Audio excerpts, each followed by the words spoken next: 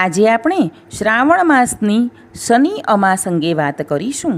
શનિ અમાસનું ખૂબ જ મહત્ત્વ હોય છે। આ દિવસે લોકો પવિત્ર નદીઓમાં સ્નાન, ધ્યાન અને પૂજા કરે છે।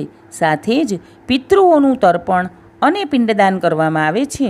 આ અમાસ શનિ દોષ, સાડાસાતી અને ઢૈયા જેવી સમસ્યાઓના નિવારણ માટે ખાસ માનવામાં આવે છે।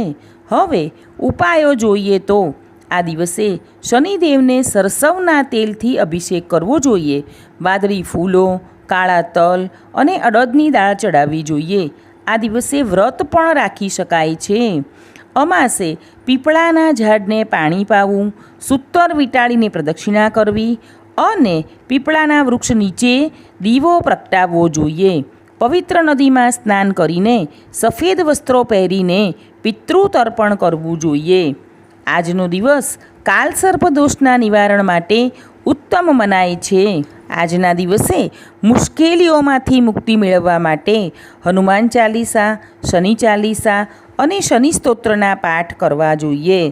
દાન મુજબ અમાસે કાળા તલ, કાળા કપડાં, લોખંડના વાસણો, છત્રી, ચંપલ, અડદની દાળ અને તેલનું દાન તથા ગરીબોને ભોજનનું દાન કરવું જોઈએ।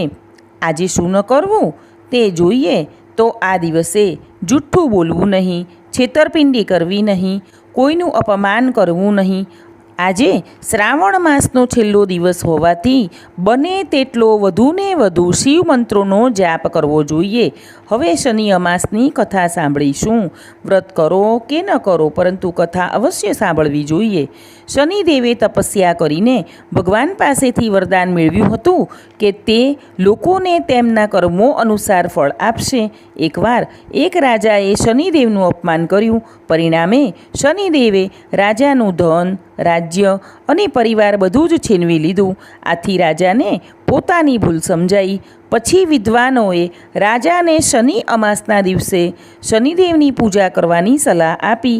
રાજાએ તેમનું કહ્યું માનીને શનિ અમાસે શનિદેવની પૂજા કરી, ઉપવાસ કર્યો અને ક્ષમા માંગી। ત્યારે શનિદેવ તેમના પર પ્રસન્ન થયા અને તેમનું ધન, રાજ્ય અને પરિવાર બધું જ પાછું આપ્યું। અહીં આ કથા પૂર્ણ થાય છે। બોલો શનિદેવની જય, બોલો હનુમાનજીની જય।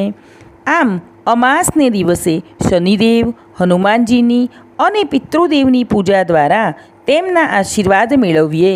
આગળના વિડીયો જોવા ચેનલ લાઇક, શેર અને સબસ્ક્રાઈબ કરજો।